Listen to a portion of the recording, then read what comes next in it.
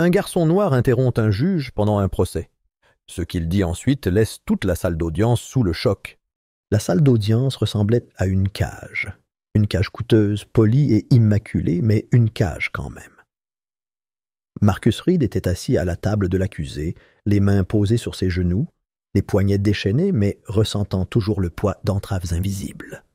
Il était assis sur cette même chaise depuis des mois, écoutant les mêmes voix déchirer sa vie, regardant les mêmes visages faire semblant de juger la justice, alors qu'ils avaient déjà pris leur décision dès le départ.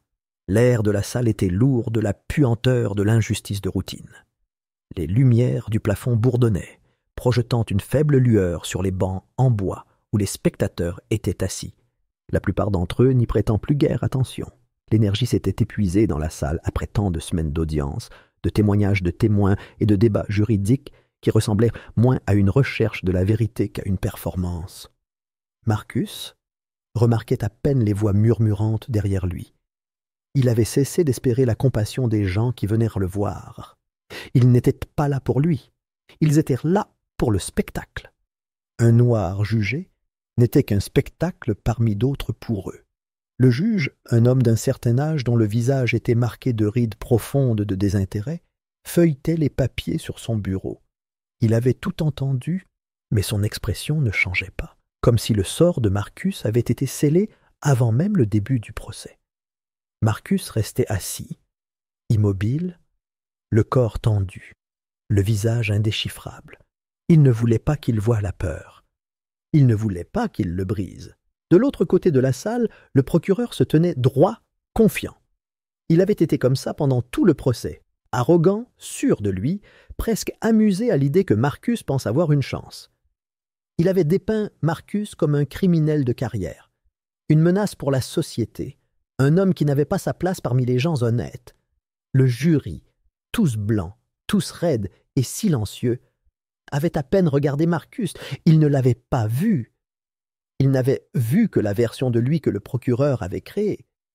Marcus n'était rien de ce qu'il l'appelait. Il était innocent. Mais l'innocence n'avait pas d'importance quand la vérité n'était rien de plus qu'un inconvénient. L'affaire contre lui avait été bâtie sur du sable, mais elle n'avait pas eu d'importance. Il y avait eu un braquage, un magasin de quartier attaqué tard dans la nuit, la caissière pointée sous la menace d'une arme, le suspect repartant avec un sac d'argent et des cigarettes. Les images de sécurité étaient granuleuses, la silhouette sur la vidéo n'était rien de plus qu'une ombre. Mais cela n'avait pas arrêté la police. Marcus correspondait à la description. Noir, épaules larges, un sweat à capuche. Il n'en fallait pas plus. Les témoins, tout blancs, avaient juré l'avoir vu cette nuit-là. Aucun d'entre eux ne l'avait regardé 2 fois avant le procès. Mais une fois son visage placé devant eux, ils en étaient certains. Marcus avait un alibi, mais personne ne se souciait de l'entendre. Il n'avait jamais été à proximité de ce magasin de quartier, mais le défenseur public qui lui avait été assigné avait été surchargé de travail, jonglant avec une douzaine d'affaires à la fois. Au moment où un véritable avocat était intervenu pour se battre pour lui, le système avait déjà enroulé son nœud coulant autour de son nom. Pendant des mois, il avait vu sa vie se déformer en quelque chose de méconnaissable. Chaque jour, son avocat se battait, mais les preuves ne signifiaient rien quand les gens au pouvoir avaient déjà décidé de l'issue. Et maintenant, le moment était venu. Aujourd'hui, le juge rendrait sa décision. Marcus pouvait sentir la tension dans l'air. Un poids épais et étouffant pesait sur lui. Le procureur avait exigé 50 ans. 50 ans pour quelque chose qu'il n'avait pas fait. Marcus inspira lentement, sentant ses muscles se tendre. Il ne plaiderait pas. Il ne supplierait pas. Il avait accepté depuis longtemps que le système n'était pas fait pour des hommes comme lui. Le juge leva légèrement son maillet, son regard croisant à peine celui de Marcus. Le manche en bois ressemblait à une hache de bourreau suspendue dans les airs. Et puis, c'est arrivé. Les lourdes portes en bois, au fond de la salle d'audience, s'ouvrirent avec une force qui envoya un écho aigu ricocher sur les murs. La salle entière se figea. Une voix aiguë et aiguë coupa le silence étouffant, essoufflé et pleine d'urgence. Un garçon noir, pas plus âgé que 12 ans, debout dans l'embrasure de la porte, la poitrine se soulevant et s'abaissant comme s'il avait couru jusqu'ici. Ses vêtements étaient légèrement trop grands, ses baskets étaient usées jusqu'au bout. Ses mains tremblaient, non pas de peur, mais de désespoir. Marcus se retourna, l'estomac noué à sa vue. Le juge fronça les sourcils, visiblement irrité par l'interruption. L'huissier fit un pas en avant, prêt à faire sortir le garçon. Mais quelque chose, dans ses grands yeux frénétiques, fit s'arrêter tout le monde. Le visage du procureur se tordit d'agacement. Ses lèvres formant déjà les mots pour exiger que le garçon soit expulsé. Mais avant que quiconque puisse parler, avant que le juge puisse exiger le silence, avant que l'huissier puisse saisir le bras du garçon, il fit un pas en avant. Ses petits poings se serrèrent à ses côtés. Son visage était humide de sueur, mais sa voix, quand elle se fit entendre à nouveau, était claire, aiguë et plus forte qu'elle n'aurait dû l'être dans une pièce destinée à des hommes de pouvoir. Le souffle de Marcus se bloqua dans sa gorge. Le garçon ne regardait pas le juge. Il ne regardait pas l'huissier. Il regardait directement le procureur. Sa voix tremblait, mais ses mots ne se brisèrent pas. Il savait quelque chose. Et quoi que ce soit, cela allait tout changer. Les yeux du juge se plissèrent, sa bouche s'ouvrit pour parler, mais le garçon s'avança de nouveau, sa petite silhouette se sentant soudainement énorme dans le silence de mort de la salle d'audience. L'instant s'étira, suspendu au bord de quelque chose de dangereux, de quelque chose d'imprévisible. Pendant des mois, Marcus avait eu l'impression de crier dans le vide, sa voix noyée par un système qui n'avait jamais eu l'intention de l'entendre. Maintenant, ce garçon avait fait quelque chose que personne d'autre n'avait fait. Il les avait forcés à écouter. L'air dans la salle d'audience changea. Quelque chose d'invisible mais puissant, s'installant dans l'espace entre les murs. Marcus avait passé tout le procès à regarder sa vie être démantelée par des hommes en costume, par des inconnus qui ne le connaissaient pas et ne s'en souciaient pas. Mais maintenant, cet enfant, ce garçon qui ne lui devait rien, venait de briser les fondations de l'affaire avec 4 simples mots. Et personne dans cette pièce ne savait quoi faire ensuite. La voix du garçon tremblait. Le moindre tremblement dans ses paroles trahissait sa peur, mais malgré tout, il ne vacillait pas. Sa petite silhouette contrastait fortement avec les murs imposants de la salle d'audience, et pourtant, à cet instant, il commandait l'attention de chaque âme qui s'y trouvait. Tous les yeux se tournèrent vers lui. Les avocats, avec leurs mallettes remplies de mensonges, soigneusement construits. Le jury, dont les visages étaient restés inexpressifs tout au long du procès, le juge dont le marteau avait condamné d'innombrables hommes auparavant, et même Marcus, qui était resté figé sur son siège, l'incrédulité et l'espoir s'entrechoquant dans sa poitrine. Pendant des mois, Marcus avait enduré cette salle d'audience, se sentant chaque jour moins homme et plus comme un fantôme, une simple ombre ignorée et rejetée. Ses mots avaient été déchiquetés, ses vérités enterrées sous le poids des accusations. Mais maintenant, ce garçon, cet enfant qui avait fait irruption dans la salle d'audience avec rien d'autre que sa voix et le courage de son cœur, les avait tous arrêtés, les avait obligés à écouter. Le juge se pencha en avant, les sourcils froncés dans un mélange d'irritation et de surprise. Ses doigts tambourinaient contre le bois poli du banc, signe subtil mais révélateur de son impatience. C'était un homme qui avait statué sur des centaines d'affaires, ses décisions souvent rapides et indifférentes. Mais personne n'avait jamais interrompu sa salle d'audience comme ça. Il était prêt à renvoyer le garçon, à rétablir l'ordre qu'il contrôlait si farouchement. Mais avant que le juge ne puisse parler, avant que son marteau ne tombe, le garçon fit un autre pas dans la pièce. Ses petits poings étaient serrés fermement à ses côtés, les jointures blanchies par la force de sa prise. Son regard ne faiblit jamais, pas une seule fois dérivant vers Marcus, mais se fixant plutôt sur le procureur, l'homme qui avait tissé une toile de mensonges avec une telle facilité, l'homme qui avait transformé les faits en armes destinées à enfermer une âme innocente. Puis, le garçon reprit la parole, ses mots tranchant l'épais silence comme une lame de rasoir. Il ne cria pas, mais l'intensité de sa voix résonna dans toute la pièce, portant le poids d'une vérité trop longtemps ignorée. Il accusa le procureur de mentir, directement, sans crainte. La salle d'audience se trouva plongée dans un silence stupéfait. de ce genre qui semblait étirer le temps lui-même, forçant chacun à affronter la réalité de ce qui venait d'être dit. Le dos du procureur se raidit, la confiance suffisante qu'il portait comme une armure s'effaçant, tandis que son visage rougissait d'un rouge de colère. L'expression du juge s'assombrit, son autorité remise en question d'une manière à laquelle il n'était pas habitué.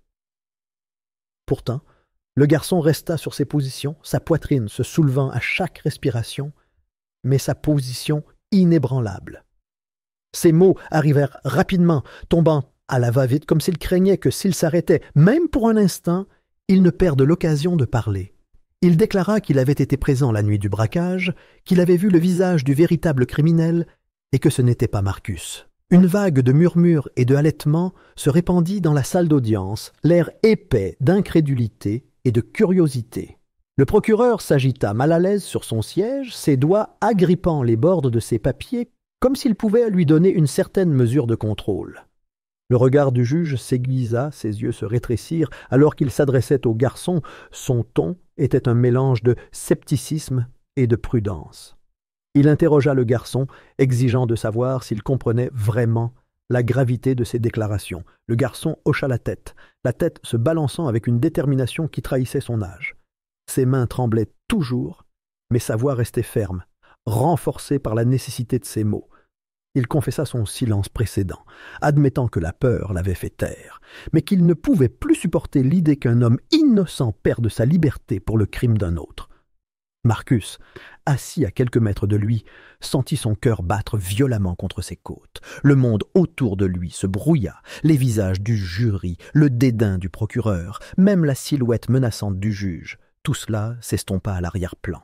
Seul le garçon restait dans l'attention, un phare d'espoir dans un endroit qui avait cherché à le dépouiller de tout espoir. Le visage du procureur se tordit d'une rage à peine contenue, son autorité s'effritant sous les mots du garçon. Il ouvrit la bouche, une réplique sur la langue, un rejet prêt à discréditer cette menace inattendue pour son dossier. Mais le garçon n'avait pas fini. Il fouilla dans la poche de sa veste trop grande et en sortit un petit téléphone cabossé. Les coins étaient ébréchés, l'écran criblé de fissures, mais il contenait quelque chose de bien plus puissant que les apparences. Sans attendre la permission, il déverrouilla l'écran et commença à lire une vidéo. Le faible bourdonnement statique emplit la pièce, remplacé par des voix étouffées et l'image granuleuse du même magasin où le vol avait eu lieu. Mais cette fois, les images étaient plus claires, plus proches, indéniables. La silhouette qui apparaissait n'était pas Marcus, c'était un autre homme, au visage net et reconnaissable entre tous, surpris en train de sortir avec les biens volés, les mêmes biens que Marcus avait été accusé d'avoir volés. L'homme portait exactement la veste que le procureur avait prétendu être celle de Marcus, et son visage était capturé avec une netteté parfaite, un contraste accablant avec le désordre flou utilisé pour condamner Marcus. La salle d'audience a explosé dans le chaos, les voix se sont élevées, les accusations ont volé, l'équilibre des pouvoirs a basculé si rapidement que tout le monde a été ébranlé. Marcus a regardé la vidéo, le souffle court, son esprit luttant pour accepter que la liberté soit encore possible. Le visage du juge s'est assombri, non pas avec l'impartialité de la justice, mais avec la prise de conscience qu'une grave erreur avait été commise, ou pire, qu'une injustice avait été sciemment poursuivie. Le procureur, autrefois si calme et supérieur, était maintenant figé, sa bouche s'ouvrant et se fermant sans défense, le rythme régulier de ses mensonges répétés brisés par la vérité brute et non filtrée affichée sur l'écran. L'avocat de Marcus a réagi rapidement, arrachant le téléphone des mains tremblantes du garçon et le tenant bien haut pour que le juge et le jury puissent le voir. Sa voix, habituellement ferme et méthodique, tremblait maintenant d'un mélange de fureur et de soulagement. Il a déclaré que la vidéo était une preuve, irréfutable, indéniable, la clé de la libération de Marcus. Le marteau du juge s'est écrasé avec force, dans une tentative désespérée de reprendre le contrôle du chaos. À cet instant, les fondements du dossier de l'accusation s'effondrèrent.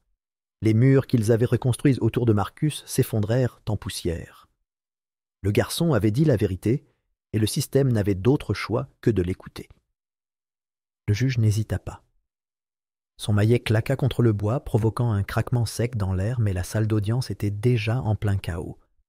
Les murmures s'étaient transformés en une conversation à part entière, les voix s'élevant dans l'incrédulité, la colère, la réalisation. L'huissier s'avança, ses chaussures cirées tapant contre le sol froid alors qu'il s'approchait du garçon.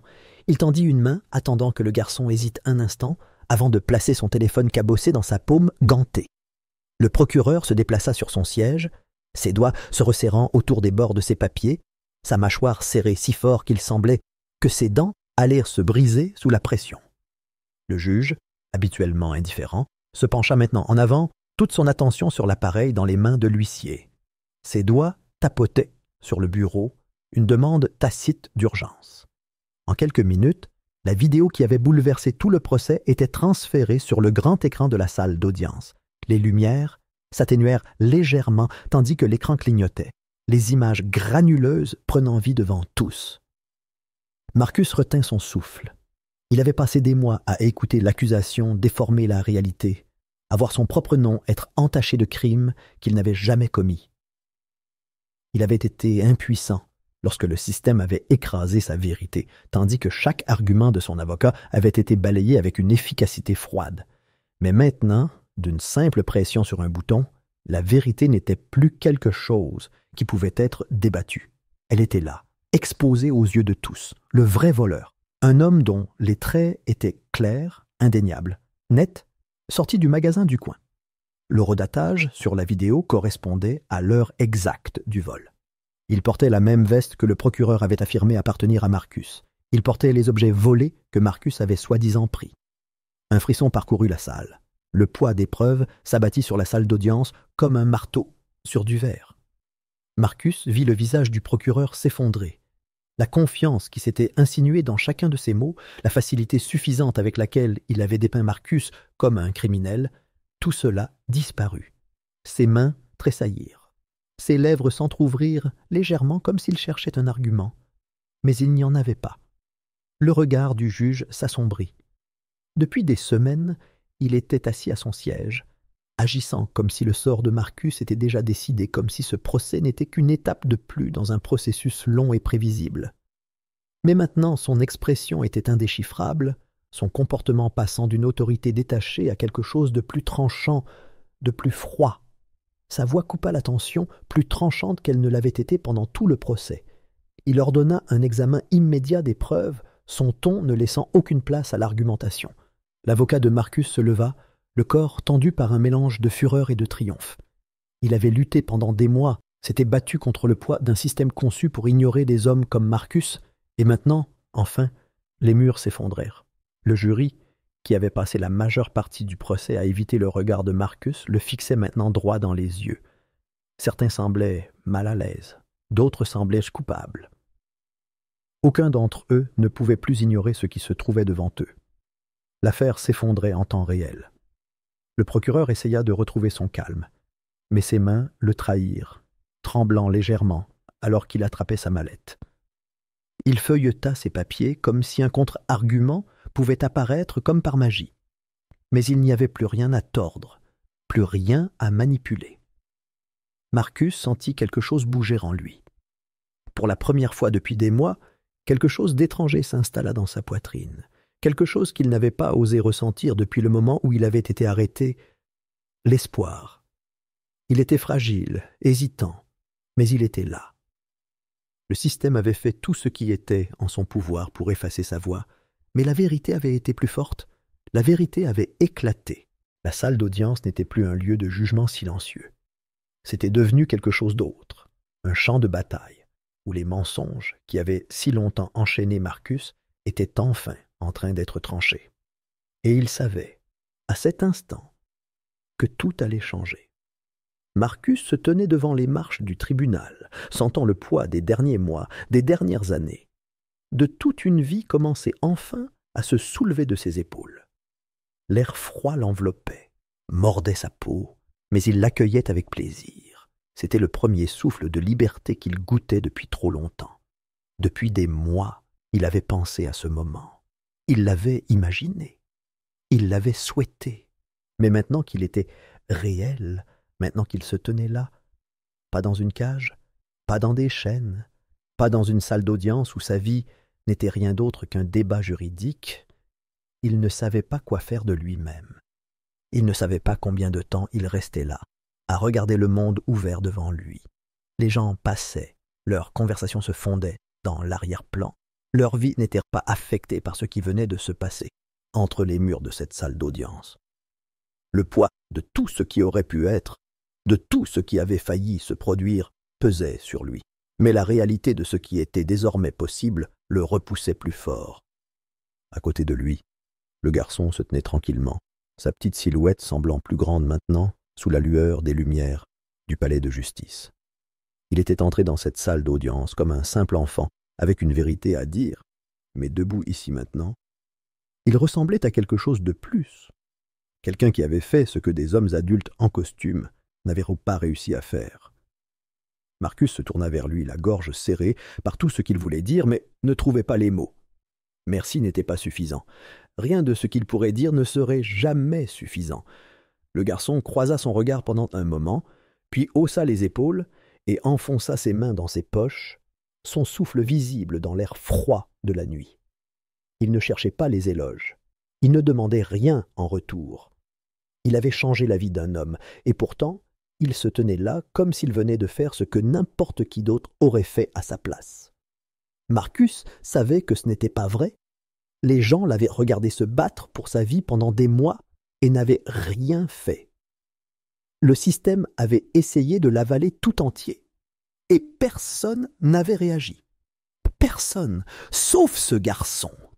Marcus sentit l'émotion se serrer dans sa gorge, pressée contre sa poitrine, mais il la retint.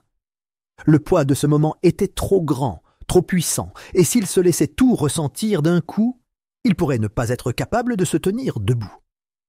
Le garçon déplaça ses pieds contre le trottoir, son souffle toujours rapide, comme s'il n'était pas complètement descendu du poids de ce qu'il avait fait.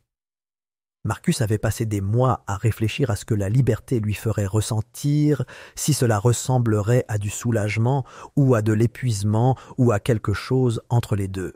Mais alors qu'il se tenait là, il réalisa que cela ressemblait à quelque chose de complètement différent. Cela ressemblait à la vérité, pas à de la chance, pas à de la pitié. La vérité. Il avait fallu une voix, un acte de courage, un moment de défi pour briser les murs qui avaient été construits autour de son destin.